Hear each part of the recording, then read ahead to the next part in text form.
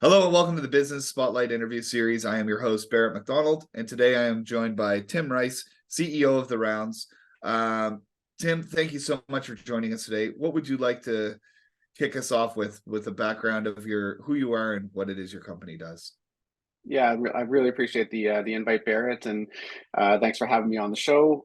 Just as a quick background, I actually come from the pharmaceutical industry. I started with Novartis back in 2000 and worked with them for 16 years. And I actually joined the Rounds in late 2016 to help build out a business model for the organization. At that time, when I was working at Novartis, I was managing a field force that we were driving around to see doctors in their clinics, like all pharma reps do. And at that point, we were starting to have a really tough time getting in to see the physicians to share with them information about the products that we had. And when I met the team at the Rounds, and they said they were starting to build a fairly meaningful community of physicians across Canada, and one of the things they want to do is make sure that they had information so they can make good decisions for their practice. I really saw an opportunity that this could be something very interesting for me to get involved with. So I hung up the bag from Novartis and joined the Rounds and started to work towards a business model of how do we create meaningful communities for physicians, but then also have them connected to industry content, but on their own terms. So it wasn't people knocking on their doors, but if they needed information, how do they get information? And then the other unique proposition for this group is that medical education is a really strong component of how physicians learn from their peers. And that I saw as a really big opportunity to bring to this platform is really succinct peer-led education where you could bring in experts from across the country to educate the other physicians on the network. So we are the largest online collaboration knowledge exchange platform for physicians, and we've been growing quite steadily. And during the pandemic, really took us really get us off to a really strong regrowth of the company. People were looking for digital solutions, and during that time, we grew rapidly from a membership perspective, but also from a revenue side with industry. So do you get everyone together in like Zoom video chats, or is it more recordings that you give out to your community, or how does that kind of look? Yeah, really good question. It actually is developed around communities of practice. And then within the medical space, that's a pretty common terminology that if you're a dermatologist, we would create a community of practice for dermatology so that they can connect with their peers. It's a little bit more set up in like discussion forums where they can go in asynchronously and connect with that community on their own terms and timelines. Physicians are really strapped for time. So for them to be able to customize their schedule to meet that 30-minute Zoom call with a bunch of other physicians is really, really challenging. So we do a lot of recorded programs where they can go in, and when they have a break in their day or their preferred time, they could go in, or if they have an emergency, they can quickly tap into the network and see what's happening or get information when they have a moment to do so. Yeah, that's tremendous. So when you think about all the different interactions you've had with different physicians who in a lot of ways are employers with the teams and stuff they hire, what have been the biggest learnings you've had as an employer since beginning in this business? I think one of the things is our physicians are bombarded from so many different directions. So there are a lot of tools and different resources, but they're all like separated. So there's no one place for them to go for information that's just like succinct and easy for them to access. So as we grow, we're able to get better at that because the more products that we have involved, the more experts that we have joining the platform, it does become kind of that center or that hub that can get them that information. And doctors are really strapped for time, like I was saying. So for them to be able to get information right now, the evidence shows that they spend about an hour a day on trying to get information online for the various conditions that they're treating in their practice. And so it's very inefficient at the moment. And so we need to elevate that efficiency, but also the accuracy of the information they're getting. There's a lot of bad info out there based on where you get it. So we're trying to ensure that everything they receive from us is Health Canada approved information. So they actually do get information that is relevant to how they can treat patients in Canada. Absolutely. So when thinking about running and operating a platform such as this, what qualities do you look for in the employees that you hire, and how do you foster that positive and productive work environment? Yeah, it's so important on the hiring, especially when you're going through these growth phases. So, like when we're looking at our hiring, focus. It really comes down to the manager of that position trying to find the right fit for that position. But when overall, there's probably three things that I focus in on. Is one, do they have the skill set that actually can perform that job? Like those are some basic things that sometimes you overlook because you'll meet someone that's really passionate and outgoing and driven to work. But if they don't have the core skill sets, are they actually going to be able to do that function for you? So certain roles are really, really important to understand the skill sets that they have to be able to function in that role. The next one I really look for our team is uh, employees that are agile and adaptable, because in a startup world your responsibilities do change quite a bit. So we need people that are willing to be able to maybe get outside their comfort zone when they really need to. In a company our size, if you have two people go on vacation, you're going to be pulling someone in from another division sometimes to carry on some of those responsibilities. So you need some people that have that kind of agility that can do so, and you really want to see what their learning agility is too. So when I see employees get promoted within one organization, that's a really good sign that they had agility, especially if there's multiple promotions throughout their career. It's a Yeah. really good sign that they're learning and becoming a leader within each one of those areas that they're helping developing others. And they've been rewarded by additional promotions within the organization. And then you do need to have that passion. So you need people that are motivated to work, self-motivated to work. We're primarily remote, so you need to find out whether or not they actually can work that way and function successfully in that kind of environment, because it's been a different workplace since the pandemic hit, for sure. Absolutely. So what would you say are some of the misconceptions about running a business, and how do you address them? That it's easy, it's not. So I think one of the things uh, that I've learned, especially over the recent years, is the responsibility of decision making. That's one of the key areas that a lot of people think that the CEO should have all the answers and be able to make all those decisions, and it's absolutely false. So as a CEO, I need to have my CFO tell me, if you do this, this will happen, or if you do this, this will happen. So I need that expertise on that side of the business to help me understand. If I have to come up with a final decision, I need that expert within that realm to give me a little bit of wargaming of, if I do this, what will happen versus if I do that. Right. And when we look at people to lead our product or commercial teams, you need them to have that willingness to be able to make those decisions, or at least give you the rationale of why you may want to make one decision over the other. I'm okay with having that ultimate decision, but I need the background and I need them to be able to do the homework to make sure that I can make an intelligent decision for that. So that's the biggest one, is if you have someone that you're hiring, especially in a leadership role, is make sure that they're willing to make those decisions or guide you in those decisions, and not just waiting for answers to come to them. And then the second one I think is probably extremely important, and we've learned our lesson along the way, is uh, focusing on culture and people development. A lot of people in a startup are afraid of people development because not everyone sticks around in a startup for that long. So investing in that can be expensive. But at the same time, I think what we've noticed, and we've actually re-energized this, is ensuring that we have that right culture and the focus on our people to develop, so that they feel like we're there to support their ongoing development, whether they stay with us or not. But I think it creates that right dynamic within the company of being high performers, and also for them to have skill sets that they're going to be able to take with them no matter what happens with this company. Yeah, absolutely. And would you say that that's one of the factors you attribute your growth to, is how you're handling your staffing, or is there something else you attribute your growth to? I mean, I don't do anything anymore. I mean, it's the company that runs the company. So, if you don't have good people here running the business, it won't grow. And we had a bit of a rough year last year where we saw the impact of a little bit of loss in the culture. I don't know if it was pandemic driven, or some people might have lost motivation. My direction probably wasn't great, so we actually revisited our full mission and vision this summer, because we think we kind of felt we lost control of it. And we recently had the whole team into Halifax for a team meeting, and it was the first time that you saw that revival of that culture and the dynamic and the excitement.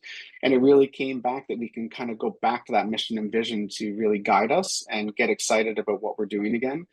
But yeah, bringing on the right people is so important, and but also nurturing that relationship with them is important, and not just me with the employees, but all of the team with those employees. We need to build that they have people to lean on, because as you and I chatted before we started, it can be lonely, especially in this post-pandemic world of working remotely and not seeing people on a daily basis. And we need to find a way to make sure we get people connected again.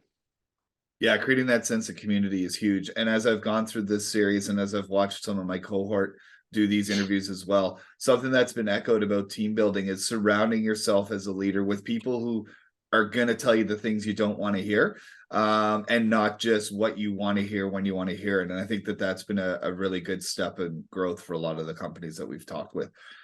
So when you think back to where you are now, if you were to start this journey all over again, what do you think you'd do differently?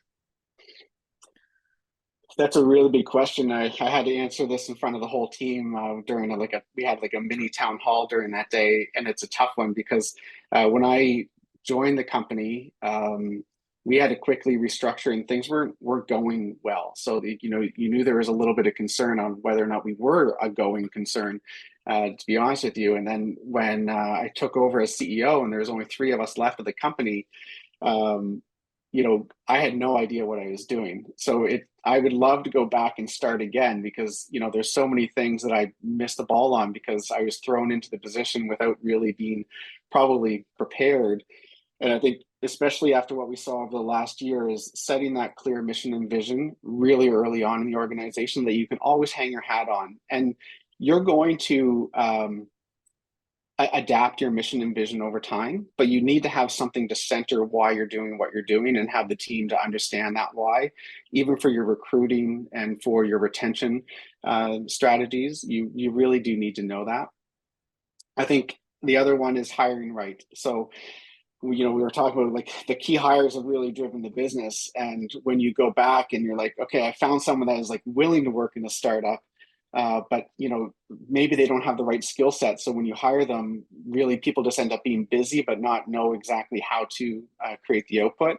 And so probably being a little bit more diligent on the hiring process so we set them up for success, and then understanding whether or not they have the capability of making core decisions, or whether or not they still need the guidance. And I still think you can do both. Early on, I think you have to provide a lot of guidance, because as the CEO, you kind of have that mission and vision, and you might have to do some guiding, especially early on in the organization. But as you grow and you have multiple divisions with bigger teams, you need to be able to kind of level up the people that are in those management or responsibility roles, to ensure that they can start to make the decisions and move the company in the right direction.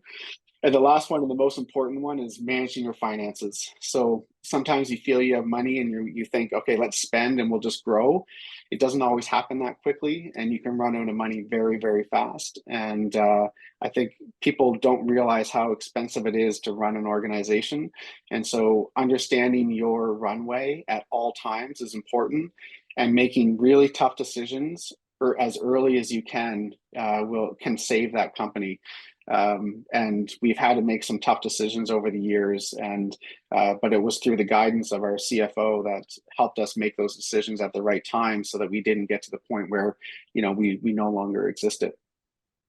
Yeah, cash flow management is something that a lot of people have been talking about needing to, if they had it to do over again, they would let that money sit in that bank account for another couple of days and think about where it might have to go in 6 months. So Yes. Yeah. I definitely think that that's a common trait amongst everyone. So talked about busy physicians and yourself being busy. How do you balance your personal life with the demands of running such a massive business? Yeah, I mean, I think part of it is that sometimes you can't. Like, you sometimes, as like with the responsibility that I have at the company, sometimes you really do have to just dive in and tackle things, and your health might be put to the wayside a little bit, but you have to do that in a short spurt. You can't do that forever. You will burn out. I'm pretty diligent on the way I take care of my overall health. So I eat fairly well, not perfect, but eat pretty well. But Absolutely. I exercise almost every single day. So my brother owns a CrossFit gym here in Halifax. I attend those classes at the end of my day before I go home for the evening. pretty much 5 to 6 days a week. And then in the wintertime, I play hockey a couple times a week. And then in the summer, I'm either playing golf on my bike or, still going to the gym. So that is a huge priority for me. And I think it keeps me pretty stable throughout the day. So I know I have that to look forward to, that I can tune out. I love the environment that my brother has at the gym, because you show up, I don't have to then think. You have coaches for those classes where you just walk in and someone tells you what to do. And it's so nice being told what to do after a day where you have to make a lot of decisions. And the only thing I have to decide is whether or not I'm going to scale the workout or not. And that's it. So Right. just go out, show up and put out. And then Yeah. the last one for me is ensuring that you have a little bit of fun in the job. Like if you go to work and you're not enjoying some of those moments, it makes it really tough to go to work, to have a lot of calls with the team if you're really struggling. So, bring a little bit of laughter to the job, a little bit of fun, a little bit of teasing.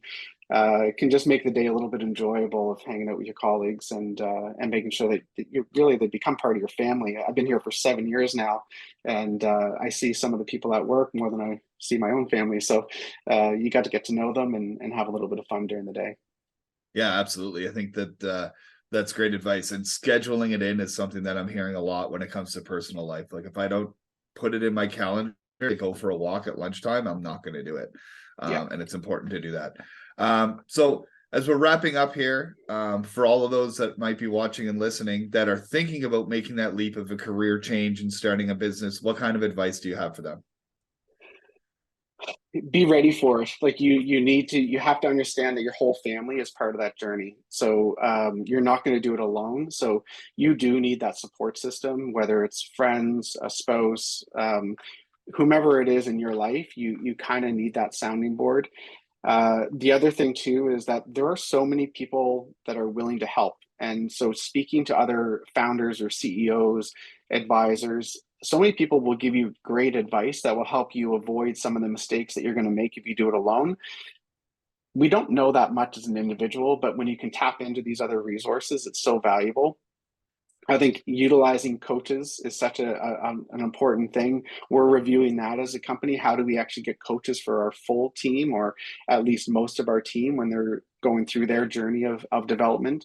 And because it's hard to always rely on a colleague. So having those outside or external connections can really make a difference. And the other thing too is, when I'm not the original founder of the company, but as a CEO, I see the value of not giving away too much of your company too early. And so I do see that sometimes where people will use options as almost a tool a little bit too much.